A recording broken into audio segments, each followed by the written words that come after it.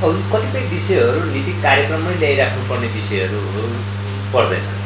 त्यो सरकारका नियमित दैनिक कामकाजका विषयहरू छन्, एउटा प्रक्रियामा रहेका विषयहरू छन्, कतिपय कामका एउटा प्रक्रियामा प्रवेश गरेका विषयहरूको बारेमा नीति कार्यक्रममा बोलिराख्नुपर्ने आवश्यकता नहुनेको कारणले होला। सरकारले सार्वजनिक गरेका नीति कार्यक्रम न्यूनतम साझा नीति कार्यक्रमको कुरा छ सरकारको तर्फबाट। मेरो बुझाइमा यो हुनुपर्छ। त्यही त एमसिसी त अलिकति अहिलेको चाहिँ नि चलिआएको यो जुन अहिले चाहिँ चर्चामा छ एमसिसी होइन, देशलाई नै घातक हुन्छ भन्ने कुरा पनि आइरहेको छ। यसलाई त ल्याउनु पर्थ्यो होला नि होइन, यसलाई त ल्याउनु पर्ने भन्ने कुरा भन्दा पनि यो गर्ने नगर्ने भन्ने कुरालाई त्यहाँ बोल्नु भन्दा पनि यो एउटा प्रक्रियामा छ। त्यो प्रक्रियालाई अगाडि बढाउने एकमुष्ट कुराहरू, कतिपय प्रश्नहरू छन्, विधेयकहरूको बारेमा बोलिएको छ, कतिपय प्रस्तावहरूको बारेमा बोलेको पनि छ। तर अब यही विषयमा सरकारले एउटा स्पष्ट दृष्टिकोण राख्दै पनि आइरहेको छ। राष्ट्रका कतिपय विषयहरू प्रष्ट गर्नुपर्ने विषयहरू छन् भने त्यहाँ स्पष्ट गर्नुपर्नेछ, करेक्सन गर्नुपर्ने विषयहरू छन् भने करेक्सन गर्नुपर्ने विषयहरू पनि होला। अब गर्नै हुन्न भन्ने त सरकारले भनेको जस्तो मलाई लाग्दैन कहिले पनि। अब रह्यो कतिपय चाहिँ नेपाली जनतालाई, नेपाली समाजलाई स्पष्ट गर्नुपर्ने विषयहरू छन् भने, अथवा यो राष्ट्रको हितमा छैन भन्ने कुरा कतिपय स्पष्ट गर्नुपर्ने विषय छन् भने त्यसलाई स्पष्ट गर्ने कुरा हुनेको सम्बन्धित सबैले। राष्ट्रिय अहितमा छन् कतिपय विषयहरू भने ती राष्ट्रिय अहितमा भएका विषयहरू राष्ट्रिय हित अनुकूल बनाउनु पर्यो, अहित गर्ने कुरा त भएन। त्यति के छन् भने अब त्यसो गरेर यो प्रक्रिया अगाडि बढाउने बारेमा प्रधानमन्त्रीजीले सायद विभिन्न ठाउँमा बोली पनि राख्नु भएको छ। यो नयाँ विषय नभएको कारणले मेरो ख्यालमा न्यूनतम साझा नीति कार्यक्रममा समावेश नभएको होला। तपाईँको विचारमा चाहिँ एमसिसी के हो? तपाईँ एमसिसीको पक्षमा हुनुहुन्छ या विपक्षमा हुनुहुन्छ? यसलाई यसो नमो भन्नुभन्दा पनि यदि कतिपय विषयहरू जो उठिराखेका छन्, ती उठिराखेका विषयहरूले केही थप दायित्वहरू सृजना गर्दैन, कुनै पक्षधरतालाई यसले चाहिँ को निम्ति नेपाललाई बाध्य तुल्याउँदैन लगायत आदि विषयहरू यसो हुँदैन भन्ने कुरा प्रष्ट गर्नुपर्ने विषयहरू छन् भने ती विषयहरू प्रष्ट गर्नुपर्छ, स्पष्ट हुनुपर्छ। नेपाली समाज एकदम गुरुबलले मात्रै कोही बस्दैन हुँदैन भने स्पष्ट गर्नुपर्ने विषयहरूलाई स्पष्ट गर्नुपर्छ। छलफल गर्दै जाने क्रममा कतिपय विषयहरूलाई करेक्सनै गर्नुपर्नेछ भने करेक्सन पनि राष्ट्रिय अहितमा छन् रहेका विषयहरू छन् भने त्यसलाई राष्ट्रिय हित अनुकूल पनि बनाउनु पर्छ। तर यी सबै कुराहरू यतिको राष्ट्रिय सरकारको विषय जो बनिसकेको छ, यति विषय बनिसकेको विषयमा सत्ता पक्षका सबै राजनीतिक पार्टी, संसदभित्रका प्रतिपक्षी दलहरू, अन्य सरकारवाला अन्य पक्षहरूको बिचमा यौन छलफल गरेर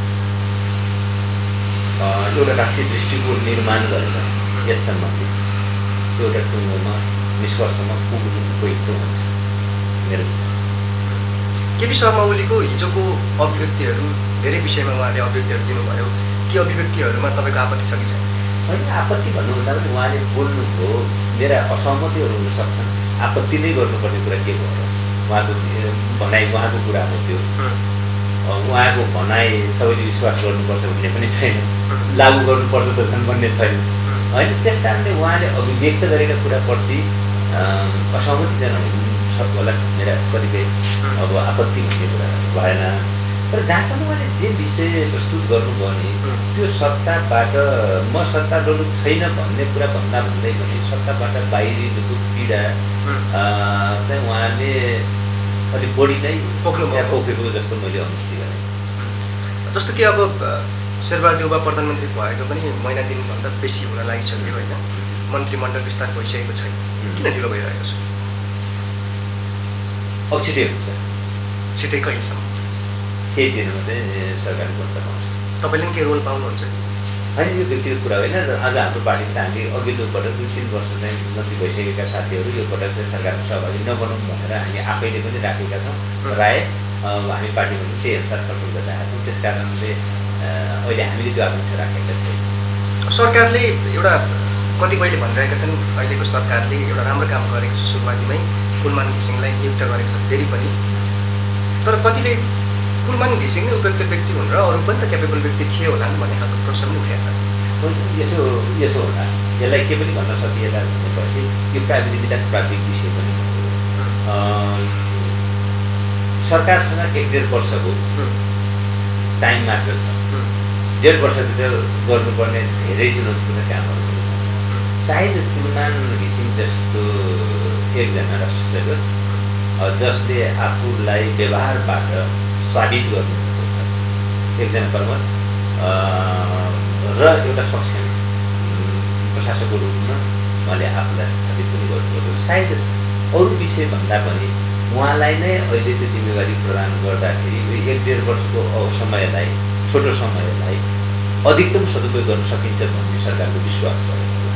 किनभने अर्को नयाँ मान्छे गएर केही महिना त्यहाँ त्यो प्राविधिक क्षेत्रमा अरू धेरै कुरा सिक्नुपर्ने, सिक्नको लागि समय लाग्ने ठाउँमा स्वयं कुलमानजी नै हुँदाखेरि सजिलो हुने, अझ झन् सजिलो पनि हुने भयो। एक त उहाँ आफूलाई साबित पनि गरेर आइसक्नुभएको छ, त्यतिको मान्छेलाई अहिले जिम्मेवारी दिँदा यो 1.5 वर्षमा सरकारको लोकप्रियता पनि बढ्छ होला र सरकारले 1-2 वर्षको समयलाई, 1.5 वर्षको समयावधिलाई अधिकतम सदुपयोग गर्न सकिन्छ भनेर भन्ने विश्वास गरेर नै यो निर्णय गरेको हुनुपर्छ। यसको अर्थ अरू साथीहरू सबैप्रति असक्षम छन्, अरूप्रतिको विश्वास हो भन्ने कुरा पनि। माओवादी गठबन्धन अथवा चाहिँ तपाईँहरूको गठबन्धन सहितको सरकार छ अहिले, तपाईँहरूको गठबन्धन कहिलेसम्म हुन्छ? अब हेर्नुहोस्, हामीले इतिहासमा जे गल्ती गर्यौँ कतिपय, त्यो गल्तीहरू सच्याउनुपर्छ भन्ने ठाउँमा पनि हामी एउटा पुगेका छौँ। मैले के स्मरण गर्ने गर्छु भन्दाखेरि हामी 62 पछि संविधान 64मा संविधान सभाको निर्वाचन गऱ्यौँ। राजनीतिक परिवर्तन वाम लोकतान्त्रिक शक्तिहरूको सहकार्यबाट भएको। अब ती शक्तिहरूको बिचमा कम्तीमा संविधान निर्माणसम्म, संविधान कार्यान्वयनको निम्ति र आर्थिक सामाजिक परिवर्तनका आधारहरू निर्माण गर्नको लागि केही समय सहकार्य अनिवार्य हुँदो रहेछ, अनिवार्य। विगतमा एउटा गल्ती के हो भन्दाखेरि परिवर्तन टुङ्गिने बित्तिकै आफ्नो बाटो हिँड्ने खालको स्थिति, एकले अर्कोलाई चाहिँ आरोप प्रत्यारोप दिने खालको स्थिति, आफ्नो बाटो हिँड्ने अवस्था जे भन्यो त्यसले मुलुकलाई नोक्सान। पहिलो संविधान सभाबाट संविधानमा बन्न नसक्ने दोस्रो संविधान सभा बन्नुपर्ने खालको स्थिति भयो। त्यसपछि गएर आर्थिक सामाजिक रूपान्तरण संविधान कार्यान्वयनको क्षेत्रमा भयो। संविधान जारी हुने बित्तिकै अब नेपाली काङ्ग्रेस, नेकपा एमाले, नेकपा माओवादी केन्द्र लगायतका पार्टीहरू एक ठाउँमा बसेर संविधान बहत्तरसम्म निर्माण भयो। तर अफसोस के भयो भने संविधान निर्माण हुने बित्तिकै बनेको अन्तरिम सरकार हामी बहुमत अल्पमतको आधारमा बनायौँ। केपी प्रधानमन्त्री हुनुभयो, वामपन्थीहरूको सरकार बन्यो, अथवा यद्यपि अरू पार्टी पनि हुन्थ्यो, मधेसको पार्टी पनि, इभन राप्रपा पनि थियो र कङ्ग्रेसबाट घोषणा गर्यो। संविधान मिलेर बनायौँ। केही दिन पछि चाहिँ हामी फेरि पछि प्रतिपक्ष हुन सुरु गऱ्यौँ नि, त्यसले एउटा असहज प्रक्रियाको थाहा त्यहीँबाट बनाएको। अब यहाँसम्म आइपुग्दाखेरि पनि त्यो रसाकसी इजातानीको रूपमा गइरहेका छ। यसले राजनीतिक पार्टीहरूलाई पनि खास लाभ दिएको छैन, यसले मुलुकले पनि नोक्सानी जोगिरहेको छ। अब यो स्थितिमा यहाँ पुग्दाखेरि हामीले फेरि एकपटक यो परिवर्तनको निम्ति काम गरेका राजनीतिक पार्टीहरू, परिवर्तनको निम्ति भूमिका निर्वाह गरेका राजनीतिक पार्टीहरूको बिचको सहकार्य अलिकति समय चाहिँ आवश्यक छ भन्ने हामीले महसुस गरेको। त्यसकारण निर्वाचनसम्म त यो जान्छ नै जान्छ, निर्वाचनभन्दा अझ पछिसम्मको पनि यो सहकार्य आवश्यक छ भन्ने मोटामोटी रूपमा अनुभूति गर्छु। काङ्ग्रेस पछिसम्मै तपाईँहरूसँग गठबन्धन गरेर जान सक्ला त? होइन, यो कुरा एकातिर ताली बज्ने कुरा होइन। मैले त यो मुलुकको आवश्यकताको कुरा गरेको, यो समयको मागको कुरा गरेको। काङ्ग्रेस र आजको मैले यो समयको मागको कुरा गरेँ, मैले मुलुकको आवश्यकताको कुरा गरेर आजका दिन गठबन्धनमा आबद्ध पार्टीहरूले गरेको प्रतिबद्धताको आधारमा मैले यही कुरा माने। अब भोलिसम्म त्यो प्रतिबद्धतामाथि कोही इमान्दार रहन्छ, कोही इमान्दार रहन सक्छ सक्दैन भन्ने त्यो सुरु नै आशंकाबाट नगरौँ भन्ने मेरो एक टिप्पणी छ। कम्तीमा आज हेर्ने भने एकातिर माग, परिस्थितिको माग, समयको माग र आवश्यकता अर्कोतिर आज गठबन्धनमा रहेका पार्टीहरूले गरेको प्रतिबद्धता, यो दुईवटा कुरालाई आधार बनाएर हेर्ने हो। अब बाँकी यो दुईवटा आधारबाट भन्दा अरू आशंकाबाट आज सुरु गर्नु।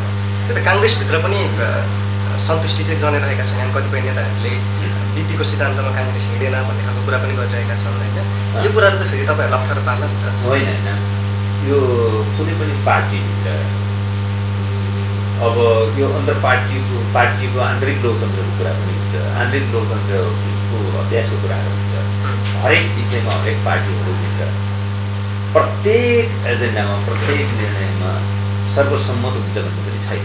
हरेक पार्टीभित्र हुने छलफलहरूको व्यवस्थापनका निश्चित विधिहरू छन्, तरिकाहरू छन्। त्यो एउटा निश्चित विधि र तरिकाबाट नै ती छलफलहरूको व्यवस्थापन हुने गर्दछन्। हुन्छ, सबै पार्टीभित्र अलिअलि सोच्ने तरिकाहरू फरक फरक पनि हुन्छ नि त, कहिलेकाहीँ हुँदै हुँदैनन् भन्ने कुरा होइन। काङ्ग्रेसभित्र सबै कुरामा 100% सर्वसम्मति हुन्छ त्यो पनि होइन, एमालेभित्र सबै कुरामा सर्वसम्मत 100% हुन्छ त्यो पनि होइन, माओवादी केन्द्रमा पनि सर्वसम्मत सबै कुरामा नहुन सक्छ। तर पार्टीहरूभित्र हुने छलफल व्यवस्थापनका आफ्नै खालका विधिहरू हुन्छन्। मलाई लाग्छ अहिले तपाईँले भन्नुभएको जस्तो त्यो काम कारबाहीमा प्रभाव पार्ने तहमा ती छलफलहरूले अहिले असर गर्छन् मलाई लाग्छ। निवर्तमान प्रधानमन्त्री केपी शर्मा ओलीले एउटा आरोप पनि लगाउनु भयो। केपी शर्मा ओलीकै भाषामा भन्नुपर्दा अहिलेको गठबन्धन भनेको लुचाचुडी गरेर खानको लागि अथवा चाहिँ नि मिलिजुली खानको लागि मात्रै बहुगठबन्धन हो, यो धेरै लामो समयसम्म जान सक्दैन, यो स्ट्रङ गठबन्धन छैन भन्ने खालको कुरा पनि गरेका छन्। यो गैर राजनीतिक टिप्पणी हो। देशको प्रधानमन्त्री बसेको मान्छेले त्यो खालको टिप्पणी गरेको कुरा त्यति सोच्ने जस्तो देखिँदैन र त्यति राजनीतिक टिप्पणी होइन। त्यसकारण मैले सुरुमा पनि भने नि, सरकारबाट बाहिर मलाई पनि अवसर छैन भन्दै पनि सरकारबाट बाहिरिनुको पीडा भन्ने चाहिँ अर्कै शब्दमा व्यक्त गर्नु जस्तो लागेको छ। नाइ भने अरू सबै राजनीतिक पार्टीहरू यो देशमा उहाँको पार्टीभित्र पनि उहाँ मात्र फेरि अरू सबै नेता लुट्नकै लागि जाने यहाँ, अरू सबै पार्टी चाहिँ देश लुट्नकै लागि चाहिँ बनिया हुन्। मेरो पार्टी अझ मेरो पार्टीभित्रको पनि अरू नेता होइनन्, म मात्र देश निर्माणको लागि चाहिँ जन्मिया हो र म मात्रै चाहिँ देश निर्माण गर्छु भन्ने यदि उहाँसँग त्यो सोच छ भने त्यो सही त हुँदै हुने वैज्ञानिक त पुरै होइन, यो लोकतान्त्रिक सोच पनि होइन।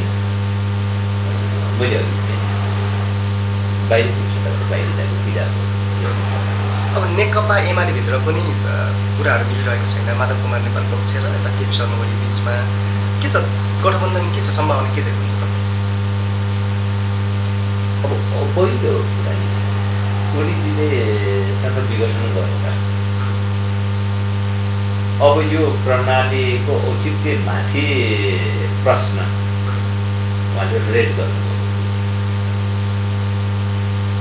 यो राजनीतिक व्यवस्थाको औचित्यमाथि पनि उहाँले प्रश्न चाहिँ के रेज गर्नु। यो गठबन्धनले यो प्रणालीको रक्षा गर्नुपर्छ भन्ने कुरामा अप्ठ्यारो त्यहाँ। त्यस कारणले त्यो उद्देश्यको निम्ति गठबन्धन बन्यो। अनि त्यो गठबन्धनको पहलमा यो संसदको पुनर्स्थापना भयो, यो प्रणालीको रक्षा भयो। अब अहिले यो प्रणालीको रक्षाको अर्थ यो सरकारलाई चुनावसम्म लिएर सही ढङ्गले निष्पक्ष चुनाव सम्पन्न गर्ने, निर्धारित समयमा निष्पक्ष ढङ्गले चाहिँ चुनाव सम्पन्न गर्ने दायित्व छ। त्यो दायित्व पार्दलमा अथवा यो समग्र परिस्थिति निर्माण गर्न को निम्ति काम गरेका सबै पार्टीहरूको दायित्व, एमालेको दायित्व, एमालेको दायित्व। बरु अब त ओलीजीले पनि सुटु कुरा के हुन्थ्यो भने मैले अर्को बाटो हिँड्न खोजेको थिएँ, परिस्थिति त्यो रहेनछ, त्यसकारण मैले चाहिँ रियलाइज गरेको छु। अब ठिकै छ, सबै मिलेर अब अरू 1.5 वर्ष सबै अगाडि बढाउने खालको ढङ्गले जाउँ न त भनेर उहाँ रियलाइजेसनको गरेर आएको अझ बढी राम्रो हुन्थ्यो। उहाँ अझ चुनौतीको भाषा बढी राख्नु भएको छ नि, त्यसले गर्दाखेरि त्यो मलाई लाग्छ उहाँको सोच्ने तरिकामा कन्फ्युज। त्यो कतिपय बाहिर कुरा के पनि आइरहेको छ भने तपाईँहरूकै पुराना साथीहरू साथसाथै माधव कुमार नेपाल पक्षले चाहिँ नि एउटा विशेष खालको चाहिँ कम्युनिस्ट पार्टी खोल्ने भन्ने कुरा पनि आइरहेको छ। के छ सत्य होइन?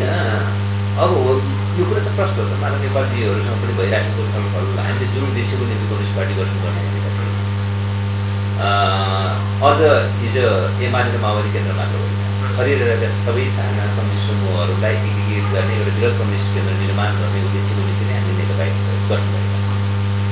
तर त्यो उद्देश्यबाट ओलीजी त्यसप्रति इमान्दार रहनु भएन, त्यसप्रति जवाफदेही बन्नु भएन र त्यसलाई विघटन गराउने बाटोमा उहाँ अगाडि बढ्नु। अब त्यसपछि माधव नेपालजीहरूसँग माधव कम्युनिस्टहरूसँग हुने छलफल के हो भने उहाँहरूले एमालेमै, उहाँ त फर्किने कुरा भइसकेको थियो एमालेमा। फागुन 28 गते जुन दिन अदालतले निर्णय गर्यो त्यसै दिन उहाँहरूले हामी एमालेमा फर्कन्छौँ भन्नुभयो।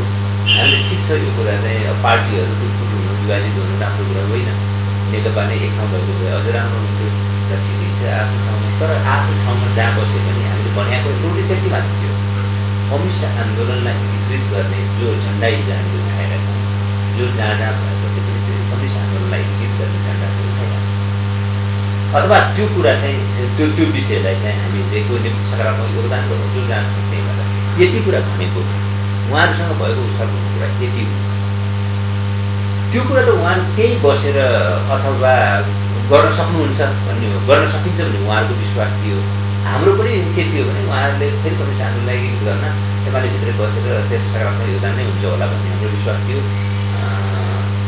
तर यसो हेर्दा के देखिन्छ भने उहाँहरू त्यहाँ दुवै पक्ष मिलेर बस्ने वातावरण नबनेको हो कि जस्तो हामीलाई लाग्दछ। देख्छौँ बाहिरबाट, यद्यपि भित्र के छ उहाँहरूको त्यो उहाँहरूकै कुरा भयो।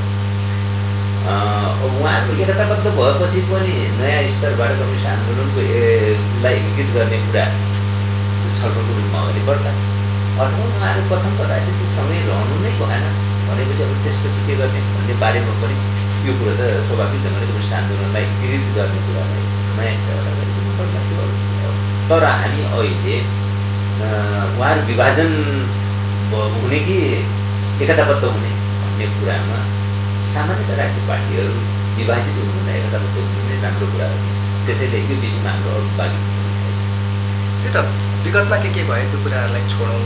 अबको तपाईँहरूको चाहिँ एउटा गठबन्धन सहितको सरकारले जनतालाई नयाँ के दिन्छ? पहिलो कुरा यसले संविधानको भावनालाई सम्मान गर्छ, संवैधानिक मूल्यको रक्षा गर्छ, सुशासन कायम गर्छ र यसले जनताको आर्थिक सामाजिक जीवनका अथवा आवश्यकताहरू छन् ती आवश्यकताहरू पूर्ति गर्नको निम्ति जिम्मेवारीपूर्ण र जवाबदेहीपूर्ण गर्छ। अब कम्युनिस्टहरूलाई चाहिँ एउटा आरोप पनि के आउने गर्छ भने अबको दिन पछाडि अब भविष्यमा कम्युनिस्टहरूको चाहिँ अस्तित्व नै रहँदैन, भविष्य नै छैन, अन्धकार छ भन्ने खालको कुराहरू नै आउँछ। होइन, यो कसैले भन्ने कुरा एउटा हो, कसले के भन्छ त्यो कुरा होइन। तपाईँ कसरी अगाडि बढ्नु, त्यो परिणाम के हुन्छ भन्ने कुरा हो। आजका दिनमा नेपालमा कम्युनिस्ट पार्टीप्रति विश्वास र आस्था राख्ने बहुसङ्ख्यक जनता छ, बहुमत छ जनता। त्यस कारणले यो कुरा त त्यति चाहिँ मिल्दैन अहिले होइन। यसमा ठुलो परिवर्तन आइसक्यो भन्ने मलाई पनि लाग्दैन। त्यसकारण एउटा हेर्नुहोस् एकदम प्रष्ट कुरा के छ भन्दा मार्केट बेस्ड इकोनोमी भनौँ न, बजारमुखी अर्थव्यवस्थालाई एकमात्र सत्य भनेर पालिकाले मान्दै आयो। त्यसले समाजको निश्चित हिस्सालाई लाभान्वित गर्यो। बहुसङ्ख्यक मान्छे चाहिँ अवसरबाट वञ्चित भयो। अब त्यो बहुसङ्ख्यक मान्छेहरू अवसरबाट वञ्चित हुने, समाजको सीमित हिस्सा त्योबाट अधिकतम लाभान्वित हुने जुन परिस्थिति बजारको कुरा छ, हाम्रो जस्तो मुलुकमा सिर्जना गरिदिएको छ।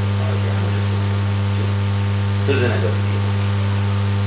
कम्युनिस्टहरूले भन्नु गरेको कुरा के हो भने यसमा बजारको भूमिकालाई पनि सम्मान गर, राज्य र समुदायको भूमिकालाई पनि केही हदसम्म निश्चित गर र राज्यको भूमिका, समुदायको पहल कदमी, बजारको भूमिकालाई संयोजन गरेर एकीकृत गरेर गयो भने राज्यका अवसरहरूबाट अधिकतम मान्छे लाभान्वित हुने वातावरण तयार गर्न सकिन्छ भन्ने कमिटीहरू हुँदै आएको हो। सायद नेपाली समाजको निम्ति यो दृष्टिकोण नै, यो सोच नै अलिक बढी यथार्थपरक छ, यो नै बढी वास्तविकतासँग मिल्ने खालको छ। त्यसैले कम्युनिस्टहरू कमजोर हुँदै जानु होइन, कम्युनिस्टहरू जन अझ बलियो हुँदै जान्छन् भन्ने मेरो बुझाइ छ। त्यो त अहिले चर्चामा आएको विषय के पनि छ भने संहिता खारेज गर्नुपर्ने कुरा, धर्मनिरपेक्षताको कुरा पनि आइरहेको छ। के छ विचार तपाईँको यसमा? संहिता किन खारेज गर्ने? अब हेर्नु, म त कुनै पनि चिज कसरी हेर्ने भन्ने कुरा हुँदो रहेछ। म कर्णाली भएको प्रदेशबाट आएको मान्छे हुनुको कारण सिंहदरबारबाट मात्र गरिने अरू 30 वर्ष नभएका कामहरू, सिंहदरबारबाट हुन नसकेका कामहरू 3 वर्ष सङ्घीय प्रणालीभित्र भएका छन्। काठमाडौँमा बसेर सङ्घीयताको अनुभूति गर्न धेरै सकिँदैन, संहिताको धेरै महत्त्वपूर्ण गर्न सकिँदैन। किनभने काठमाडौँका हरेक सडक गल्लीले के सजिलै राज्यको अनुभूति गर्न पाउँछ। राजधानी यहाँ छ, मन्त्रालय यहाँ छ, कतितिर गयो छ, सर्वोच्च अदालत छ, अरूतिर मन्त्रालय छ, प्रधानमन्त्री कार्यालय छ, अर्को मन्त्रालय छ। समस्याहरू गोडादेखि मन्त्रालयसम्म चाहिँ एकै दिनमा 10औँ ठाउँमा चाहिँ आफ्नो कुरा पुर्याउन सकिन्छ। तर यस्ता गाउँहरू छ जहाँ चाहिँ अर्कै संसार, जहाँबाट हुम्लाको नाम्खा भन्ने पालिका छ, बाजुराको कोल्टियो एरिया होला, कालीकोटको पलाता होला, जाजरकोटको बारेकोट भन्ने गाउँहरू छ। यी ठाउँबाट राज्यको अनुभूति गर्नको निम्ति सिंहदरबार आउनुपर्ने परिस्थितिको संहिताले अन्त्य गरेको छ। 30औँ वर्षसँग सिंहदरबारबाट नहुने कामहरू यो 3 वर्षमा भएका छन्। त्यो कुरा कर्णालीको आँखाबाट हेर्दा, सुदूरपश्चिमको आँखाबाट हेर्दा, पूर्वी पहाडको आँखाबाट हेर्दा त्यसमा संहिता बुझ्न तराईका गाउँमा जानुपर्छ, संहिता बुझ्न कर्णाली जानुपर्छ, सुदूरपश्चिमको पहाड जानुपर्छ, संहिताको महत्त्व बोध गर्न पूर्वको पहाड जानुपर्छ। ल हेर्नुहोस्, डोल्पा जिल्ला अहिले 8वटा पालिका छ। करिब 30 करोडको हिसाबले हेर्दाखेरि डोल्पा जिल्लामा राज्यको स्रोत 2.5 अर्ब रुपियाँ सजिलैसँग चाहिँ पुगिरहेको छ। तर इतिहासमा तपाईँले हेर्नुभयो भने संहिता लागू हुनुभन्दा अघिल्लो वर्षको मात्र स्टाफ हेर्नुभयो भनेपछि डोल्पा जिल्लामा सिंहदरबारको बजेट 2.5 करोड पुग्नको लागि चाहिँ धेरै मेहनत पसिना बगाउनु पर्थ्यो। 20 करोड पुर्याउनको निम्ति डोल्पामा केन्द्रको बजेट 20 करोड पुर्याउनको लागि आज 2.5 अर्ब चाहिँ त स्थानीय तहमा मात्रै जान्छ। डोल्पामा 20 करोड रुपियाँ सिंहदरबारबाट बजेट डोल्पा जिल्लामा पठाउनको लागि धेरै कष्ट गर्नुपर्छ। संघीयताको महत्त्वको डोल्पा जिल्ला जहाँ आज साँच्चै राज्यको उपस्थिति छ। त्यसैले यो संहिताको विरोध गरिरहेको तरिकाले मैले पाउँछु।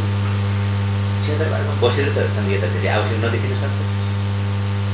नाम्खामा, छारगामा बसेर, कुल्टीमा बसेर, बारेकोटमा बस्ने संहिताको महत्त्वको औचित्य छ।